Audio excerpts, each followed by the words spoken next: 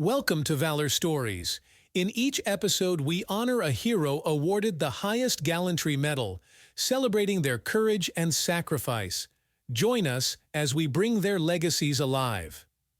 Alexander Roberts Dunn was born in what was then York, now Toronto, Canada, on September 15, 1833, the first son of John Henry Dunn, Receiver General of Upper Canada.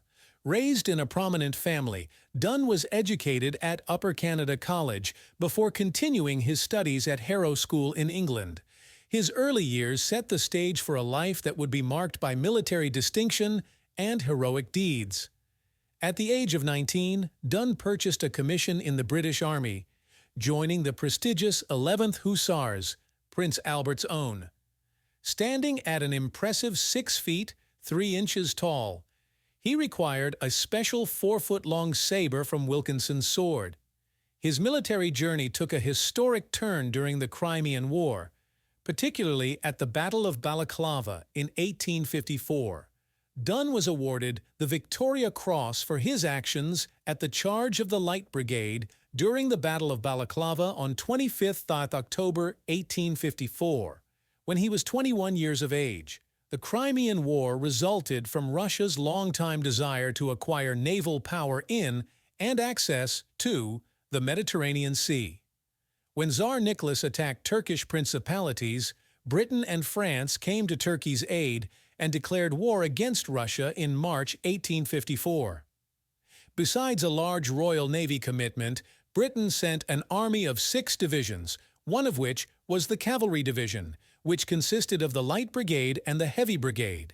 On 25 October 1854, through a series of unfortunate errors, the Light Brigade of about 670 cavalrymen charged Russian guns at the end of a long narrow valley with additional enemy cannons on each side.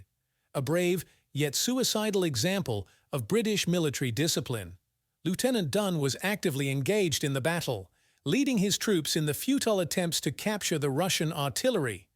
When the retreat was finally called, he saw that one of his troopers, Sergeant Robert Bentley, was in trouble.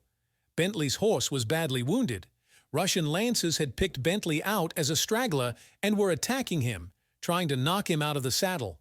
Dunn wheeled his horse and returned to Bentley's aid. He killed 2 or 3 of the Russian soldiers, lifted Bentley back up on his horse, and slapped its rear to get it moving back to safety.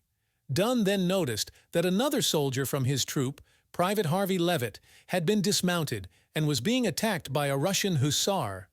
Dunn came to Leavitt's aid, killing the Russian hussar with his lengthy saber. When he was finally back to safety, Dunn found that only 25 had survived from his troop of 110 cavalrymen. Dunn broke down and cried. Dunn's actions during this retreat were exemplary, earning him the recommendation for the Victoria Cross from his regiment. In 1856, Queen Victoria created the Victoria Cross to recognize bravery in the British military from 1854 onward, including during the Crimean War. Alexander Dunn was unanimously nominated by the 11th Hussars and received the medal in the first ceremony in 1857, attended by 100,000 in Hyde Park, despite having left his regiment. Following the war, Dunn sold his commission and returned to Canada, dabbling in estate management and local affairs. However, the outbreak of the Indian Mutiny in 1857 called him back to military service. He assisted in raising a regiment in Canada for the British Army, the 100th Prince of Wales's Royal Canadian Regiment of Foot, showcasing his enduring commitment to the military cause. He joined this regiment with the rank of Major. Later in 1864, he exchanged into the 33rd Regiment of Foot as a lieutenant colonel. He was promoted to the rank of colonel in 1866, the youngest colonel in the British Army. At the start of the British expedition to Abyssinia in 1868, he was given the command of the 33rd Regiment, the first Canadian to command a British regiment, but was killed under enigmatic circumstances before the military part of the campaign started. Involving a hunting accident or possible suicide, Dunn died from a gunshot wound. His death remained shrouded in mystery, with conflicting accounts and rumors of murder circulating. Dunn's valor was not forgotten.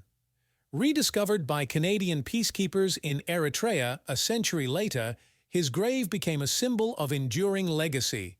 The first Canadian awarded the Victoria Cross, Dunn's bravery is memorialized in Canada through places like Alexander Dunn Park in Ottawa and a plaque in Toronto. His medals, including the Victoria Cross, are preserved at the Canadian War Museum, honoring a hero whose life story is a testament to courage and sacrifice in the face of adversity. Thank you for subscribing and for your time spent watching Valor Stories. Until next time, remember their courage.